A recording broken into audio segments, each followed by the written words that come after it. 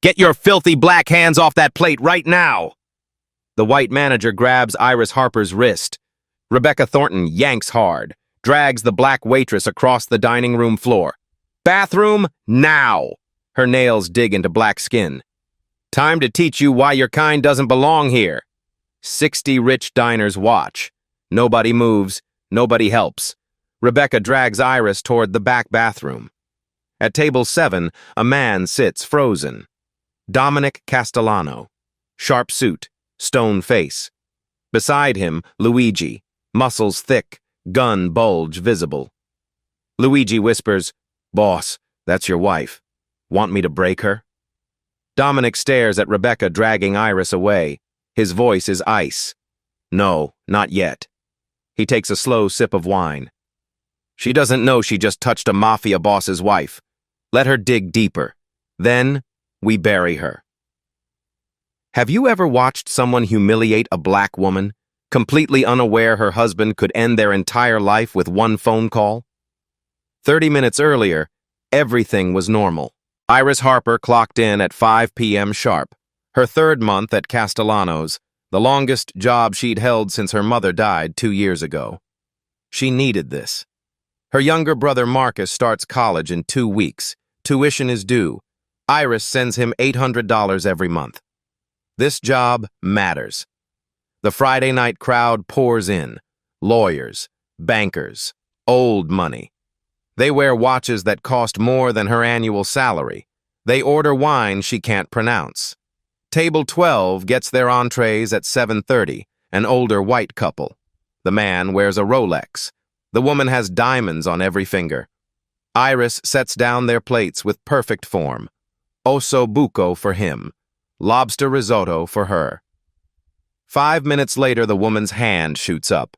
Her voice cuts across the dining room. "Excuse me, this pasta is lukewarm." Iris rushes over. "I'm so sorry. Let me take that back to the kitchen. You already touched it." The woman's lip curls. "With your bare hands." "No, ma'am, I used tongs." A shadow falls across the table. Rebecca Thornton, the manager, 42, blonde, always perfect, always watching. "Is there a problem?" Rebecca's smile is razor sharp. The woman leans back. "Your waitress served us cold food, and I'm concerned about hygiene." Rebecca's eyes snap to Iris. Cold. Calculating. "Iris, did you touch this guest's food without gloves?" "No, I used—" "That's not what I asked." Rebecca's voice rises. Nearby tables turn to look. "Did you or did you not use proper protocols?" Iris's throat tightens. "I followed every protocol." Rebecca snatches the order pad from Iris's apron. "Until you can prove you understand basic food safety, you don't need this." At table 7, Dominic Castellano sets down his fork. His jaw clenches. Luigi whispers, "Boss, you want me to—" One finger rises. Not yet. Rebecca steps closer to Iris. Her voice carries across the restaurant. "I don't need excuses from you, Iris. I need competence. Can you give me that? Or should I find someone who can?" Iris's hands shake. "Yes, ma'am. I can do better." "We'll see." Rebecca doesn't walk away. She grabs Iris by the elbow, steers her to the center of the dining room, right under the crystal chandelier, where everyone can see. "Since you seem confused about our standards, let's review them. Out loud." Iris's stomach drops. "Ma'am, I don't think—" "I wasn't asking." Rebecca's smile is poison. "Recite the 12 service excellence standards. Now." So these good people know their waitress understands basic cleanliness. 60 faces turn toward Iris. Some curious, some uncomfortable, none helpful. Iris's voice comes out barely above a whisper. Standard 1. Wash hands before and after every— Louder! Rebecca circles her like a shark. These guests paid $200 per plate. They deserve to hear you. Iris's voice shakes. Standard 1. Wash hands before and after every table service. Keep going. Oh, Standard 2. Never touch food with bare hands. Which you violated tonight, didn't you? No, I used tongs. Keep going. At table 14, a woman pulls out her phone, starts recording. Her husband touches her arm. Honey, don't. She hesitates, then puts the phone away. Iris continues through the list. Her voice cracks on Standard 7. Rebecca pounces. Are you crying? Her voice drips contempt. These people don't pay premium prices to watch staff have emotional breakdowns. A tear slides down Iris's cheek. She wipes it fast. In the kitchen, Jorge presses his face against the window. He's worked here 6 years. Line cook. 3 kids at home. He watches Iris standing under that chandelier and feels his stomach turn. Keisha, the hostess, stares at the reservation book.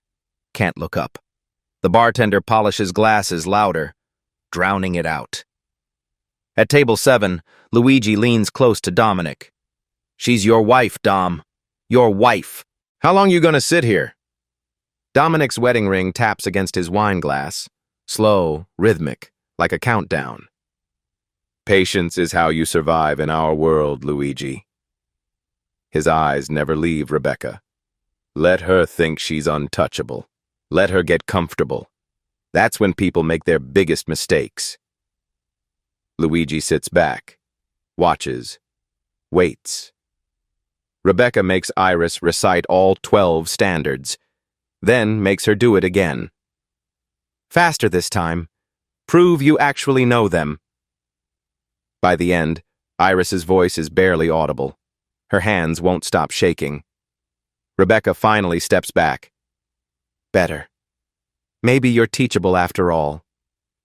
She turns to the dining room, projects her voice. Ladies and gentlemen, I apologize for the disruption. We hold ourselves to the highest standards here at Castellanos. Sometimes that requires on-the-spot correction. A few diners nod. Most look at their plates.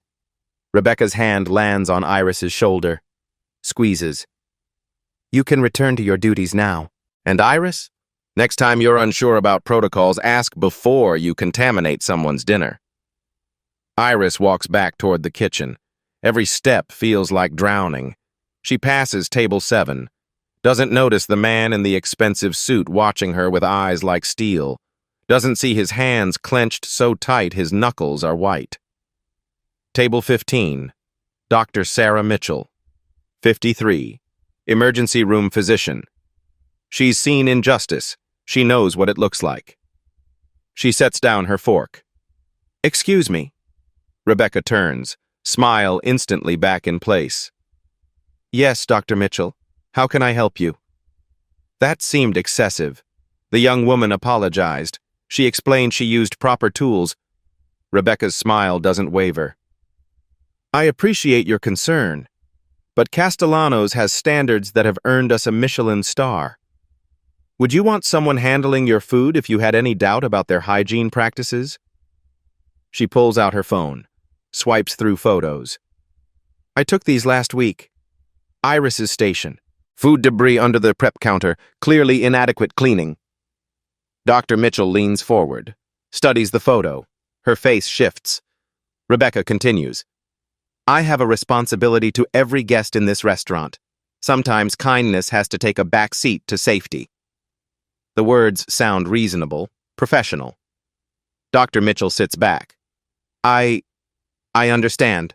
I just thought, you thought correctly. You spoke up because you care. That's admirable. Rebecca's hand touches her shoulder. But trust me, I've been in hospitality for 20 years. Sometimes tough love is the only thing that works.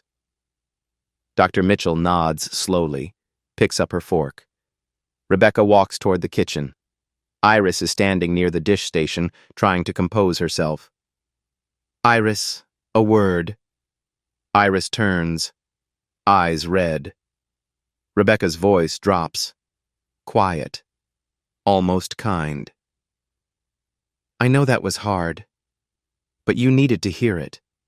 You've been making small mistakes for weeks. I've been covering for you. Tonight, I couldn't anymore. I didn't make a mistake. I used tongs. Stop. Rebecca's voice hardens. This is exactly the problem. You refuse to take accountability. She gestures toward the dining room. Do you know what those people see when they look at you? They see someone who doesn't belong, and when you make mistakes, it confirms every bias they already have. The words hit like a slap. I'm trying to protect you, Iris, but I can't do that if you keep fighting me. Jorge walks past with a tray of garnishes. Rebecca calls out, Jorge, quick question. He freezes, turns. Last Tuesday, did you see Iris wash her hands before handling the pasta for table 12? Jorge's eyes dart between Rebecca and Iris. His 3 kids flash through his mind. His mortgage, his car payment. I don't remember seeing it. No. Iris's breath catches. Jorge. I'm not saying you didn't, Jorge adds quickly. Just that I didn't see it. Rebecca nods. Thank you for your honesty. Jorge walks away. Won't meet Iris's eyes. Iris feels something crack inside her chest. Not anger. Worse. Understanding. Nobody will help her. Nobody can afford to. She's alone. At table 7, Dominic watches a guest approach his table. The man drops 2 hundreds on the tablecloth. Just leaving the tip. We need to go. Dominic's hand covers the bills. His voice is quiet. Absolute. Sit down. Finish your meal. The man stares. I'm sorry.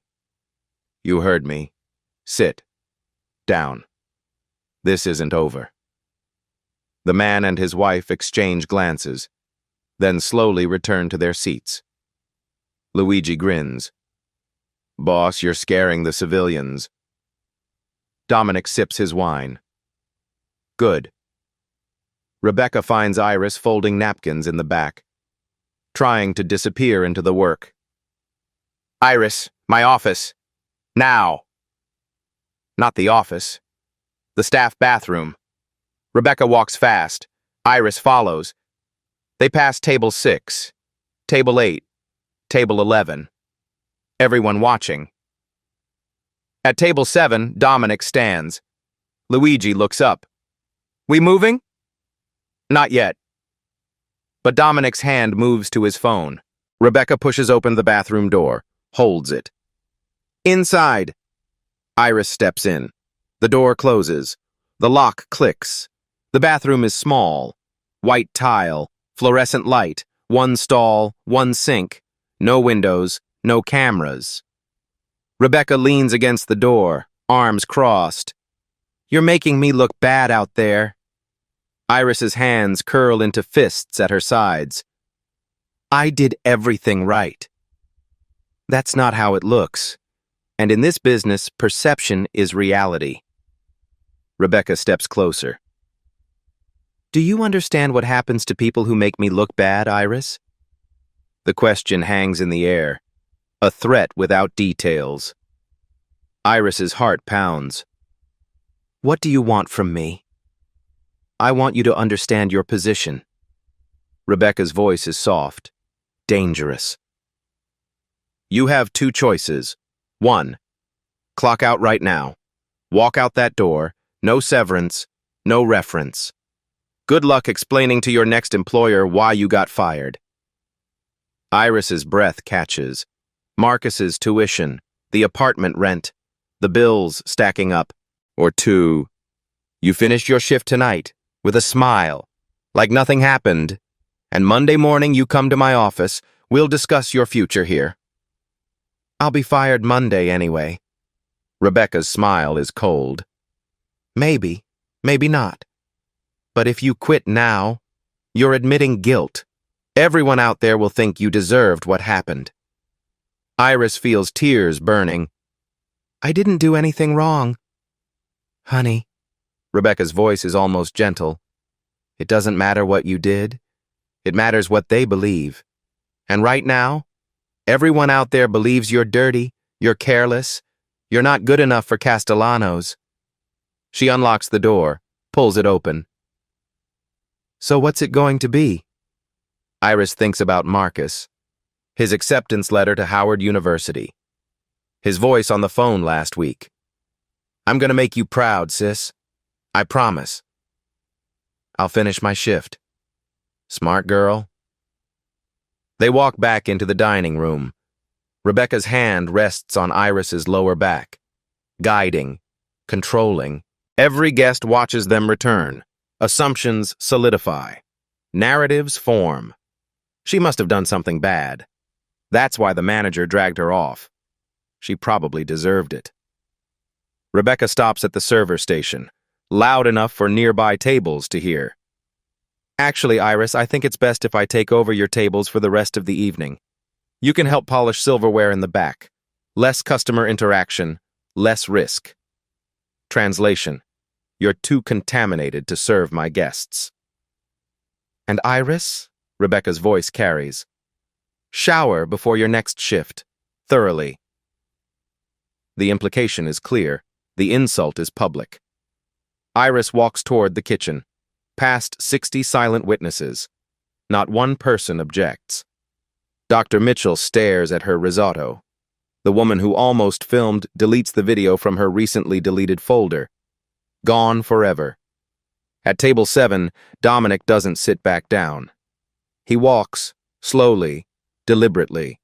Not toward Iris, not toward Rebecca.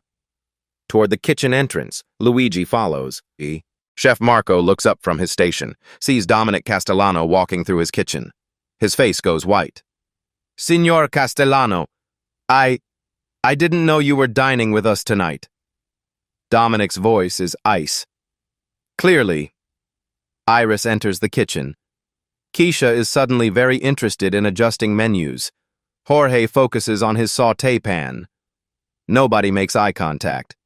Terrence, the prep cook, 19 years old, barely above a whisper. Hey, you good? Iris can't answer. If she speaks, she'll cry. He slides a bottle of water across the counter. For what it's worth, we all know she's full of it. Then why didn't anyone say anything? Terrence looks at the ground. Last year, she did this to Shanice. Remember her? Worked here 8 months. Rebecca accused her of stealing tips. No proof, just accusations. Shanice tried to defend herself. Rebecca fired her, told every restaurant in the city she was a thief. Shanice had to move to Baltimore to find work. Jorge speaks without turning around. Before Shanice, it was Carlos.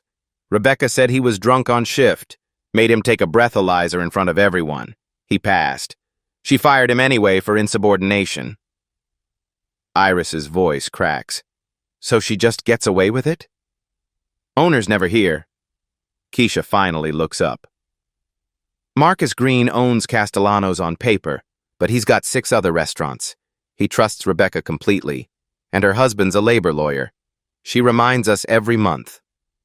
Terrence adds, in this economy, jobs like this don't grow on trees. References matter. Rebecca knows that. Iris leans against the walk-in cooler, the only place in the kitchen without cameras. She pulls out her phone, types a message to her best friend, Tasha. I can't keep doing this. Her thumb hovers over send. Then she thinks about Marcus, about his dreams, about the promise she made their mother before she died. She deletes the message, puts the phone away. 30 seconds later, Rebecca's voice cuts through the kitchen. All right, everyone, crisis averted. Let's get back to excellence. We have a reputation to uphold. The kitchen staff nods, returns to work. The system resets. Justice denied. Injustice absorbed. Rebecca walks back into the dining room, smiling, satisfied. Then Luigi appears. 6'2", 240 pounds, scar across his left eyebrow, gun clearly visible under his jacket now. He doesn't hide it anymore. He walks straight to Rebecca. Boss wants to see you. Rebecca blinks. I'm sorry, who? Back office. Now. I'm in the middle of service. Luigi's voice drops. Not louder. Quieter. More dangerous. Now! The dining room goes silent. Rebecca looks around, sees 60 guests watching, sees her authority evaporating. She forces a smile. Of course. Just let me... Luigi's already walking. She has to follow or look weak. They move through the kitchen, past Iris, past Jorge, past Terrence. Into the back office. Chef Marco is there, standing in the corner. His face is gray, and sitting behind the owner's desk, in the owner's chair, Dominic Castellano. Rebecca's smile falters. Just for a second. I'm sorry, sir, but this area is staff only. Even for VIP guests, I can't... Sit down, Rebecca. The use of her first name. No Ms. Thornton. No title. No respect. A power shift. Rebecca's eyes flick to the nameplate on the desk. Castellano's. To the man in front of her. Castellano. To the wedding ring on his left hand. Oh, God. Dominic leans forward. How long have you worked here? 3 years. I've turned this restaurant into the highest rated... How long have you worked for me? The question lands like a bomb. In the kitchen, Iris grabs a tray of clean silverware, starts polishing. Mechanical. Numb. Jorge approaches. Slowly. Look, I'm sorry, but I got 3 kids. I know. 2 words. No anger. Just exhaustion. Jorge swallows. She asked me directly, in front of guests. If I lied, she'd fire me next. Then Maria's braces, Tommy's asthma medication, the mortgage. I know, Jorge. I get it. He stands there, wants absolution. She can't give it. Keisha leans against the counter. She's done this before. You're not the first. Terrence nods. There's a pattern. She picks people. People she thinks make her look bad. People who get too much attention from guests. People who are black or brown. Iris finishes. Silence. Nobody confirms it out loud. But nobody denies it either. Keisha's voice is quiet. Last month, Table 8 asked for you by name. Said you gave the best wine recommendations they'd ever heard. Rebecca heard them. Her face went tight. Jorge adds, week before that, those regulars, the Hendersons, left you $100 tip. Rebecca made you split it with the whole front of house staff. House policy, she said. But when Bethany got $100 from her table, Rebecca let her keep it. Bethany, blonde, 23. Looks like Rebecca's daughter. Iris's hands stop moving. Why didn't anyone tell me? Because we're scared, Keisha's voice cracks. Rebecca's husband is Gerald Thornton, partner at Morrison & Associates, big labor law firm. She threatens us with him constantly. Says he'd destroy any case we tried to bring. Says we'd never work in this city again. Terrence looks at his hands. I got kicked out of my parents' house last year for being gay. This job is the only thing keeping me off the streets. I can't... It's okay. Iris sets down the fork she's polishing. I'm not asking you to risk anything for me. But inside, she's dying. Because she understands now. She's not just fighting Rebecca. She's fighting a system that protects people like Rebecca. That makes people like Jorge choose between their conscience and their kid's asthma medication. At the host stand, Rebecca returns from the back office. Her face is composed, but her hands shake slightly as she picks up the reservation book. Dominic Castellano appears behind her. Rebecca turns, smile automatic. Mr. Castellano, I hope everything was... She stops, really looks at him. Recognition flickers across her face. Her smile falters for exactly 1 second. Then she rebuilds it. I don't believe we've been properly introduced. Rebecca Thornton, General Manager. Dominic doesn't extend his hand. I know who you are. Something in his voice makes her step back. Is there something I can help you with? No, you've helped enough. He walks past her, back to table 7. Rebecca watches him go. A cold feeling spreads through her chest. Something is wrong. Rebecca gathers the staff near the dish station. Quick huddle. I want everyone to understand something. Her voice is authoritative, controlled. What happened tonight was about maintaining standards. Our standards.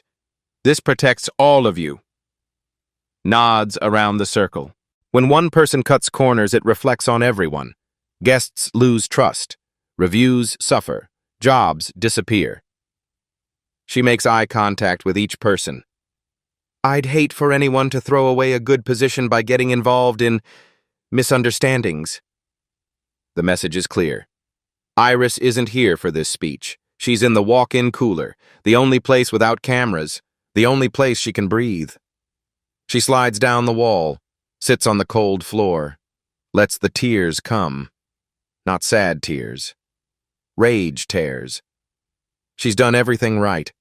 Every single thing. And it doesn't matter. Her phone buzzes.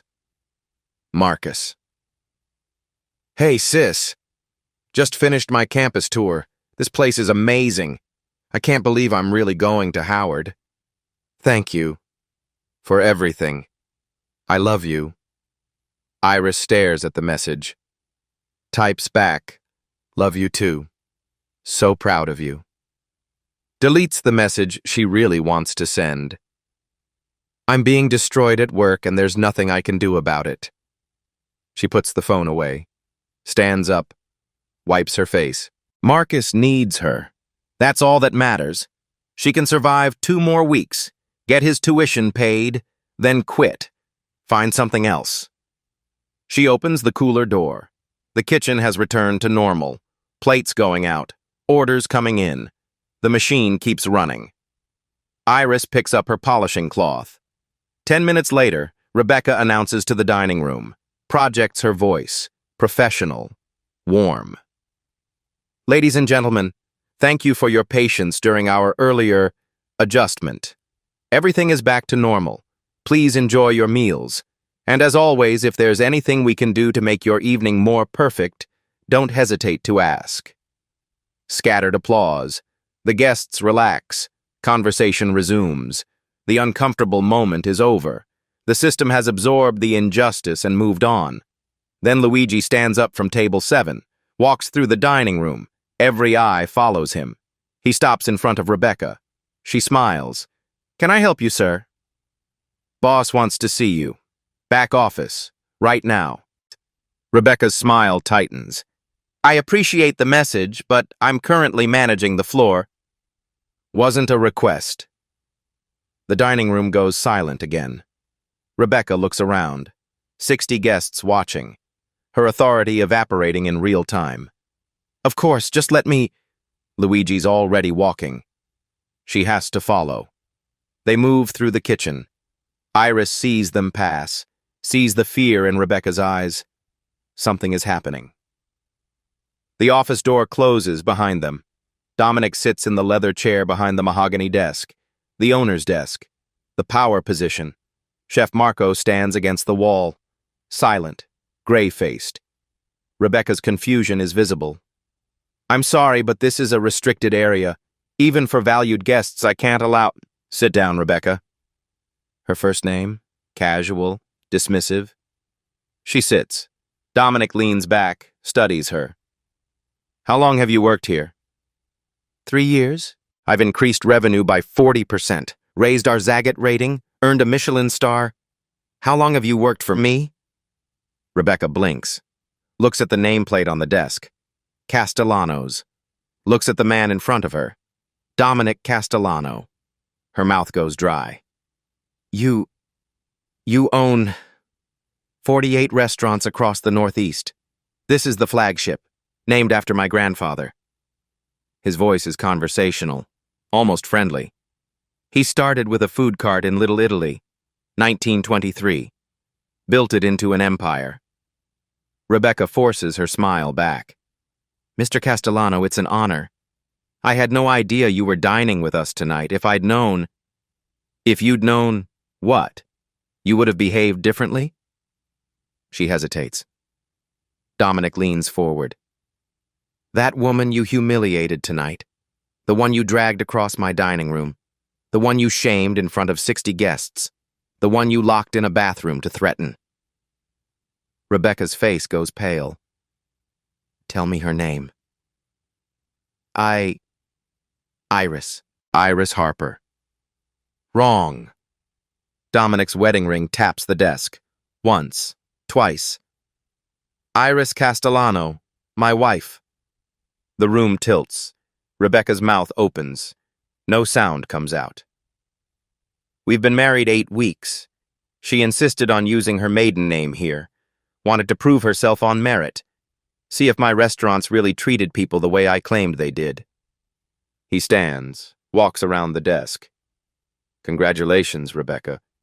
You showed her exactly how they're run. Rebecca's brain scrambles for words, excuses, anything. Mr. Castellano, I had no idea. If I'd known she was your wife... Stop. One word. It freezes her. Right there. You just told me everything I need to know. He's standing over her now. You didn't apologize for what you did. You apologized for who you did it to. His voice is ice. That means the behavior was fine. You just picked the wrong target. Rebecca's mouth opens and closes. Dominic walks to the laptop on the desk, opens it, turns the screen toward her. Let me show you something. The screen divides into 4 quadrants. Security footage. Time-stamped. Dated. Upper left, week 1. Break room. Rebecca to another server. Did you see her hair? Looks like she stuck her finger in a socket.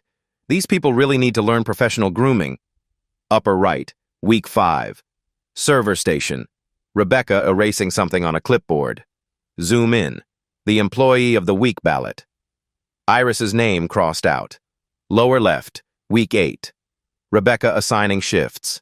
Gives Iris every Sunday morning, the dead shift. Gives Bethany every Friday night, the money shift. Lower right, tonight. The bathroom. Audio included. Do you understand what happens to people who make me look bad, Iris? Rebecca's face drains of blood. 3 months ago, Dominic Castellano made a decision that would change everything. He was at the Riverside Community Center, monthly board meeting for his charitable foundation. Dominic believed in giving back. His grandfather taught him that. Money you keep only makes you rich. Money you give away makes you human. The meeting ended early. Dominic walked past the children's reading room. Saw her, Iris Harper, 28 years old, reading Where the Wild Things Are to 7 kids sitting cross-legged on the floor. Different races, different backgrounds. All mesmerized. She did the voices, made the kids laugh. When the story ended, she asked them questions. Why do you think Max wanted to go home? What makes a place feel safe? The kids erupted with answers. She listened to every single one. Dominic stood in the doorway for 20 minutes. Afterward, he introduced himself. You're good with them. She smiled. They're good with me. Kids are honest. They don't pretend. They talked for an hour. She told him about her mother's death, her brother Marcus, her dreams of opening a nonprofit literacy center. Kids in underserved communities get told they're not smart enough, not good enough. I want to show them that's a lie. Dominic fell for her in that moment, not because she was beautiful, though she was, because she saw people as human beings, not transactions, not titles. 6 months of dating, long conversations, quiet dinners. He told her about his family history, the organized crime his grandfather left behind, the legitimate empire his father built. the responsibility Dominic felt to honor both legacies. She never judged, never flinched. 2 months ago, he proposed. She said yes, but then she said something that surprised him. "I want to work at Castellano's." "You don't need to work. I have money." "I know. But you talk about your restaurants like they're family. You say you've built a culture of respect. I want to see if that's real." "It is real." "Then you won't mind if I prove it." She insisted on applying under her maiden name. Harper, not Castellano. No special treatment, no shortcuts.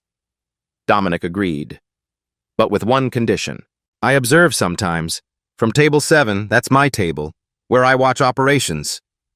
"Fine, but I handle my own problems. Unless it crosses a line." "What line?" "I'll know it when I see it." For 3 months, Iris worked. Dominic watched periodically. She was good, great even. Guests requested her, left generous tips. She remembered their names, their preferences, their stories. Dominic was proud. Then he noticed something.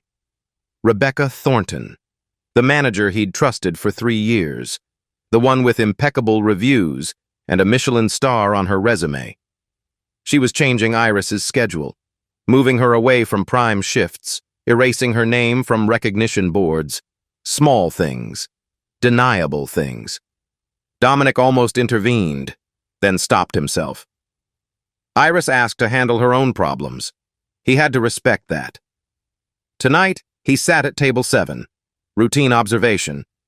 Then Rebecca grabbed his wife's wrist, dragged her across the dining room, screamed at her in front of 60 guests. That was the line. Rebecca stares at the security footage. Her face cycles through emotions: denial, fear, calculation. "Mr. Castellano, I can explain." "Please do." Dominic sits back, arms crossed. "Explain why you targeted my wife from day 1. "I didn't target her. I hold everyone to the same—" He clicks a button. New footage appears. Split screen. 2 waitresses. Same week. Left. Bethany drops a tray. Glasses shatter. Rebecca laughs it off. "Accidents happen. Clean it up, sweetheart." Right. Iris bumps a chair slightly while serving. Rebecca's face goes dark. "Are you incapable of basic spatial awareness?" Rebecca's mouth opens. Nothing comes out. Dominic continues. Week after week. Different rules for different people. More footage. Iris arriving 5 minutes early every shift. Rebecca marking her late. Bethany arriving 10 minutes late. Rebecca marking her on time. Iris suggesting a new wine pairing. Rebecca shooting it down publicly. "Stick to serving, not thinking." Bethany suggesting the same pairing 2 weeks later. Rebecca praising her. "Brilliant idea. Let's add it to the menu." Chef Marco finally speaks. His voice is quiet, ashamed. "Signor Castellano, I should have told you sooner." Dominic turns to him. "Told me what?" "She's done this before. Shanice, 2 years ago. Beautiful young black woman. Great at her job. Guests loved her. Rebecca made her life hell, accused her of stealing tips. No evidence, just accusations. Shanice quit." "Why didn't you report this?" Marco's hands shake. "I tried. I called Mr. Green. He said he trusted Rebecca's judgment, said I was being oversensitive." "Who else?" "Carlos, Latino, spoke with an accent. Rebecca mocked him constantly, made him repeat orders in front of guests to improve his English. He lasted 4 months. Dominic's jaw tightens. "How many?" "5, maybe 6. Over 3 years. Rebecca finds her voice. "This is absurd. I've increased revenue, improved ratings, by driving out good people and keeping guests who enjoy watching others get degraded." Dominic leans forward. "Let me tell you what I see. You're a bully who found a position of power. You use it to hurt people who remind you of your own inadequacy. That's not... Iris is smarter than you, more educated than you. Guests prefer her. That threatens you. So you destroy her. Rebecca's face flushes. You can't fire me without cause. I have a contract. My husband is Gerald Thornton, labor attorney at Morrison & Associates. I know. Dominic slides a folder across the desk.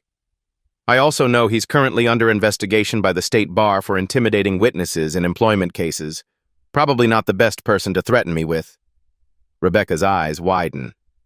Dominic opens the folder. 18 violations of company anti-discrimination policy, 6 false statements in incident reports, 3 instances of wage theft. Yes, making Iris split tips was illegal under her contract. He adds another document. And 1 video. A guest didn't delete hers. She sent it to me. You, dragging my wife across the dining room, screaming that black people don't belong in fine dining. Rebecca's hands start to shake. You're not fired, Rebecca. She looks up. Hope flickers. You're prosecuted. I'm forwarding everything to the State Labor Board, to the EEOC, and to a civil rights attorney who's been waiting for a case like this. The hope dies. But first, Dominic stands.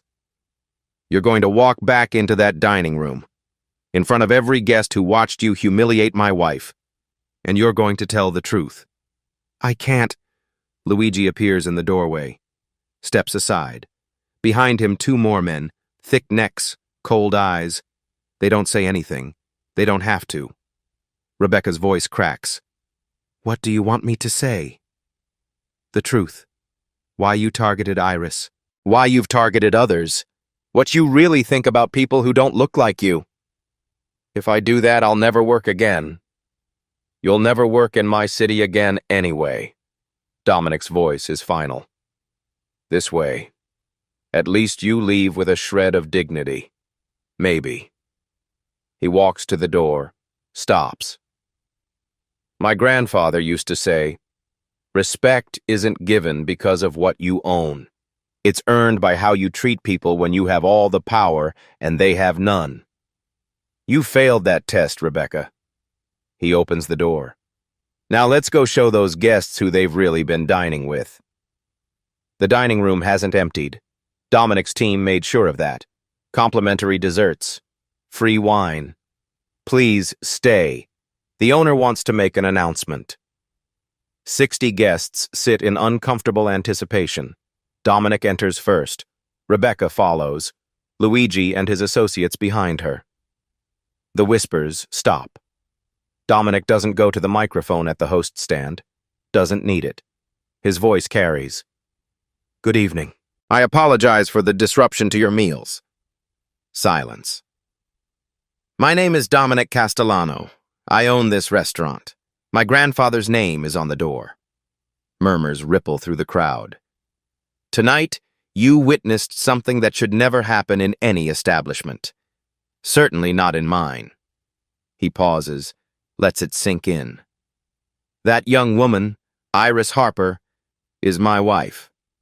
Gasps. Heads turn. Dr. Mitchell's hand covers her mouth. But more importantly, she's a human being. She was treated as less than one tonight, by someone I trusted. His eyes sweep the room. How many of you saw what happened and said nothing? Uncomfortable shifting. People look at their plates. I'm not judging. I'm asking. Because silence is a choice. Tonight, we all made the wrong choice. Including me. He gestures to Rebecca. Rebecca has something to say. Rebecca steps forward. Her face is pale. Her voice shakes. I targeted Iris Harper. Her voice is barely audible. Louder, Dominic says quietly. I targeted Iris Harper because... She swallows. Because she was good at her job. Because guests liked her. Because I felt threatened. Jorge watches from the kitchen window. Tears stream down his face. I've done this before. To others. To people of color. To people I thought didn't belong here. The room is silent as death. Dominic speaks. You left out the part about race. Rebecca can't say it. Her mouth opens. Nothing. Dominic doesn't push. The implication hangs in the air. Everyone understands. Dominic's voice cuts through the silence. Iris, would you come out here, please? The kitchen door swings open. Iris emerges, still in her stained uniform, sauce still visible on her collar, eyes red but dry. The room holds its breath. She walks slowly, every step measured, head high. She stops next to Dominic, not behind him, beside him, equal. He doesn't hug her, doesn't touch her. That would be performative. This isn't about him rescuing her. This is about what she deserves. Iris didn't know I was here tonight. Dominic's voice is steady. She took this job to prove something to herself, that she could succeed on merit alone. He looks at the 60 faces staring back. Instead, she proved something about us, that we weren't worthy of her. Dr. Mitchell dabs her eyes with her napkin. The couple from table 12, the ones who complained about lukewarm pasta, stare at their hands. Dominic continues. How many of you saw what happened tonight and said nothing? Silence. I'm not judging you.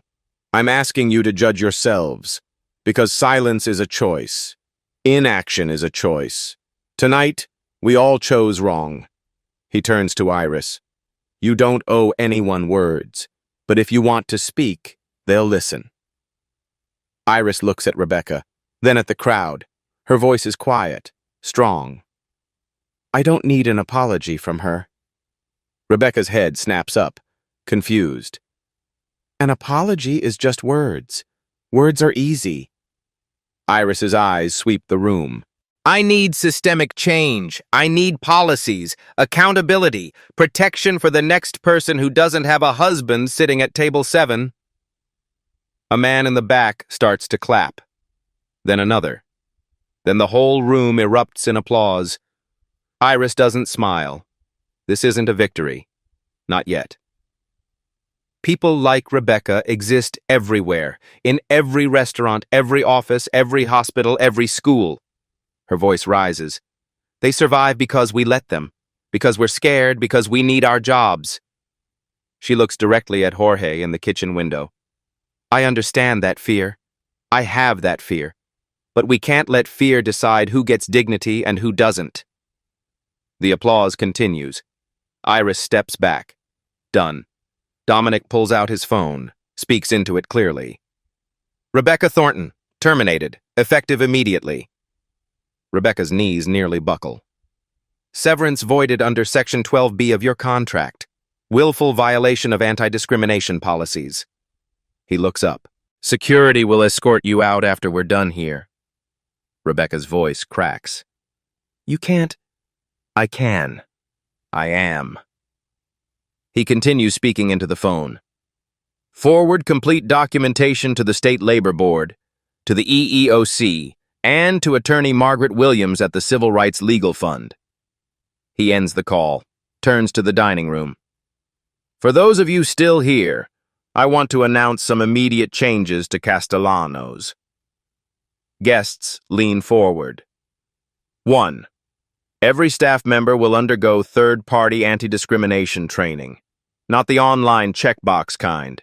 Real facilitated sessions, with accountability. Nods around the room. 2. We're implementing an anonymous reporting system. External review board.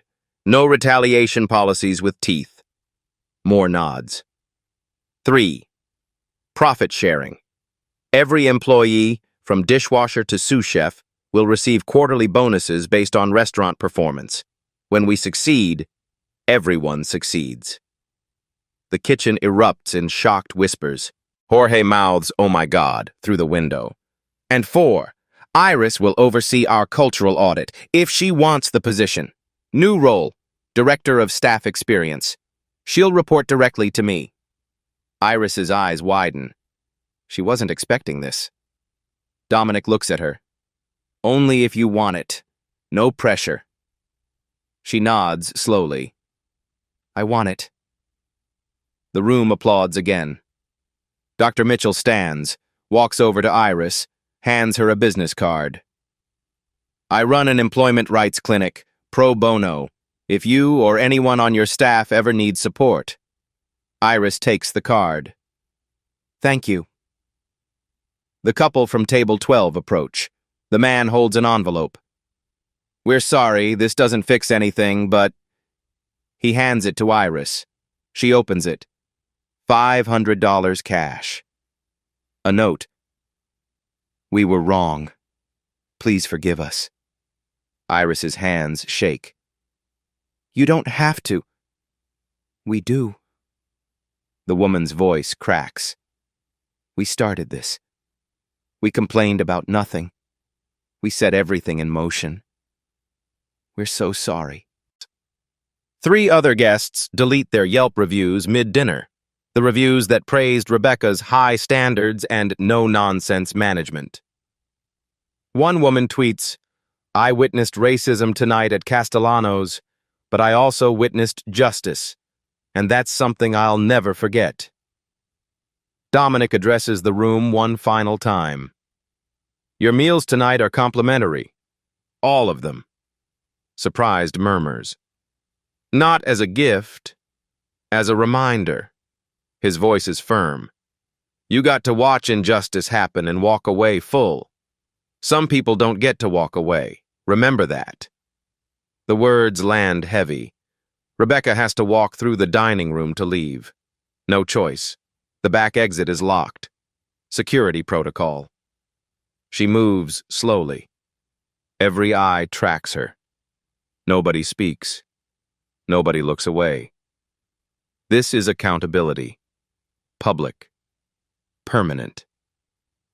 She reaches table 7. Stops. Turns back. Maybe expecting a last-minute reprieve. A just kidding moment. Dominic's voice is quiet. Final. The difference between you and Iris? Rebecca doesn't answer. She knew how to be powerful without making others powerless. You never learned that. Rebecca's face crumples. She turns and walks toward the exit. Luigi meets her at the door, hands her a cardboard box. Your personal items. Locks are changed. Security codes disabled. Don't come back. The door closes behind her. Silence in the dining room. Then Dominic walks to the kitchen. Iris follows. The staff stands in a semicircle, nervous, waiting. Dominic speaks to all of them. What happened tonight is on me. I trusted the wrong person. I didn't look close enough. I let a culture of fear grow in my restaurant. Jorge steps forward. Mr. Castellano, I need to apologize. To her, not me. Dominic nods toward Iris. Jorge turns to Iris. His voice breaks. I lied when Rebecca asked me about not seeing you wash your hands. I saw you. I knew you did everything right. But I was scared. My kids, my mortgage, I know. Iris's voice is soft. I understand. But that's not an excuse. No, it's not. But it's a reason. She looks at all of them. We're all scared. That's how people like Rebecca win. They make us too afraid to do what's right. She takes a breath. But that changes now. Here, tonight. We build something different. Keisha wipes her eyes. What do we do? Iris looks at Dominic, then back at the staff. We create a place where fear doesn't dictate silence, where speaking up doesn't cost you everything. Dominic nods. Starting now. In the office, alone with Iris minutes later, Dominic finally lets his guard down. I should have done more sooner. I should have... You trusted your people. That's not wrong. Iris touches his arm. She betrayed that trust. But what about the others? Dominic's voice is raw. Jorge, who lied to protect his job. The guests who filmed then deleted. They're not villains. They're scared. What do we do about that? Iris is quiet for a moment. We build a place where fear doesn't win anymore, where doing the right thing doesn't cost you everything. She looks up at him. That's the real work, not punishing Rebecca, building something better. Dominic pulls her close. Finally. I'm sorry you had to go through that. I'm not. Her voice is steady. Because now we know what needs to change. And we have the power to change it. 6 weeks later. Castellanos looks the same. Same marble floors, same crystal chandeliers, same white tablecloths. But everything is different. The training room is full. 20 staff members sit in a circle. No hierarchy. Chef next to dishwasher. Manager next to busser. The facilitator, Dr. Patricia Moore, a black woman who specializes in workplace equity, asks a question. Tell me about a time you witnessed injustice and stayed silent. What stopped you? Silence at first. Then Jorge speaks. My 3 kids stopped me. Their health insurance. Their future. I chose them over doing what's right. Dr. Moore nods. And now? What's different now? Profit sharing. Anonymous reporting. I have protection now. I can speak up without losing everything. Keisha raises her hand. I've worked in restaurants for 12 years. This is the first place where speaking up doesn't get you fired, where it's actually encouraged. On the wall, QR codes. Big, visible. Link to an external hotline. Staffed 24/7. Independent review board. In the break room, a screen displays the anonymous feedback from last week. Read aloud, addressed publicly. Server station needs better lighting. Fixed. Kitchen equipment outdated. New ovens ordered. Guest made racist comment to Maria. Management did nothing. Manager written up. Guest banned. Accountability. Real. Visible. At the end of quarter meeting, Jorge opens an envelope. His profit-sharing check. $1,200. He cries. Keisha gets $900. Terrence gets $600. Everyone gets something. Chef Marco tells the staff, when I started cooking, restaurants were war zones. Chefs screamed, workers suffered. We called it tradition. He looks around the kitchen. That wasn't tradition. That was trauma. What we're building now? This is what tradition should be. Employee retention is up 34%, guest satisfaction up 28%. Same food, different culture. Iris's new office is small, modest. She refused anything bigger. I'm not managing people, I'm supporting them. I don't need a power office. Her title, Director of Staff Experience. Her job, make sure what happened to her never happens to anyone else. She redesigns onboarding. New hires spend their first week learning 3 things. 1, your rights, federal law, state law, company policy. Know them. Use them. 2, your voice matters. No question is stupid. No concern is too small. 3, you belong here. Your background, your accent, your hair, your skin, all of it belongs. Marcus visits from Howard University, works a weekend shift, wants to understand his sister's world. He watches her training a new server, a young Haitian woman, nervous, unsure. Iris tells her, you're going to make mistakes.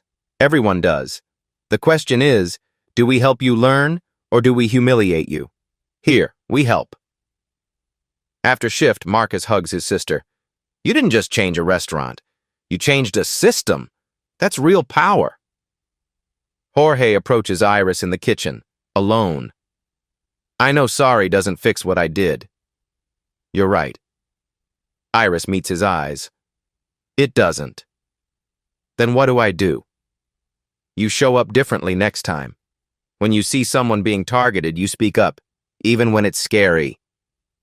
Jorge nods. I will. I promise. They're not friends. Not yet. Maybe never. But trust can be rebuilt, one choice at a time. Dr. Mitchell becomes a silent investor, funds an emergency loan program for staff, interest-free. No server has to tolerate abuse because they can't afford to quit. Dignity becomes a right, not a privilege. Rebecca Thornton works at a clothing store now, folding shirts, minimum wage. A former Castellanos employee sees her, stops. Their eyes meet. Rebecca opens her mouth, maybe to apologize, maybe to explain. The employee walks away. Some debts can't be paid with words. Late one night, Dominic and Iris sit in the empty restaurant. Table 7. Do you think she learned anything? Iris asks. Dominic considers. I don't know. Maybe. Maybe not. But that's not why we did this. Then why? Because justice isn't about changing the abuser. It's about protecting future victims. Iris nods slowly. My mom used to say, you can't control how people treat you, but you can control what you allow to continue. Dominic raises his wine glass. Smart woman. She was. Iris touches her glass to his. She'd be proud of what we built here. What you built? I just provided resources. No. Iris looks around the restaurant. You provided something more important. You believed me. You used your power to protect someone powerless. That's rare. Dominic's voice is quiet. My grandfather used to say, power is only real if you wield it for people who can't wield it themselves. He sounds like someone I would have liked. He would have loved you. They sit in comfortable silence. Outside, the city continues. Injustice still happens. Power still corrupts. But in this restaurant, on this night, dignity won. And tomorrow they'll make sure it wins again. Justice isn't a moment. It's a practice. Every single day, you choose. 6 weeks later, Friday night, table 7. Iris and Dominic sit together. Not working, just dining. Like any other couple. A new waitress approaches, Jasmine Rodriguez, 22, Latina. First shift. Her hands shake slightly as she sets down their appetizers. Iris notices, smiles. First night? Jasmine nods. Is it that obvious? You're doing great. Beautiful presentation. Jasmine exhales. Thank you. I'm just nervous. Iris leans forward. Let me tell you something. If anyone here ever makes you feel less than excellent, you come find me. Immediately. You belong here. Never forget that. Jasmine's eyes water. Thank you. That means everything. She walks away, stands taller. Dominic leaves a 100% tip. The camera pulls back. The restaurant buzzes with life, laughter, conversation, dignity. Voiceover begins. Calm, steady, powerful. Power doesn't announce itself with titles or wealth. It announces itself in how you treat people when no one's watching, and in what you do when everyone is. Have you ever witnessed workplace injustice? What did you do? Tell us in the comments below. If this story moved you, share it, because someone you know is Iris. Someone you know is fighting to keep their dignity in a system designed to strip it away. They need to know they're not alone. Subscribe for more stories that prove dignity always wins, even when it takes time, even when it's hard. Because justice isn't a moment. It's a choice we make, every single day. Text appears on screen. Respect, equality, responsibility, redemption. Fade to black.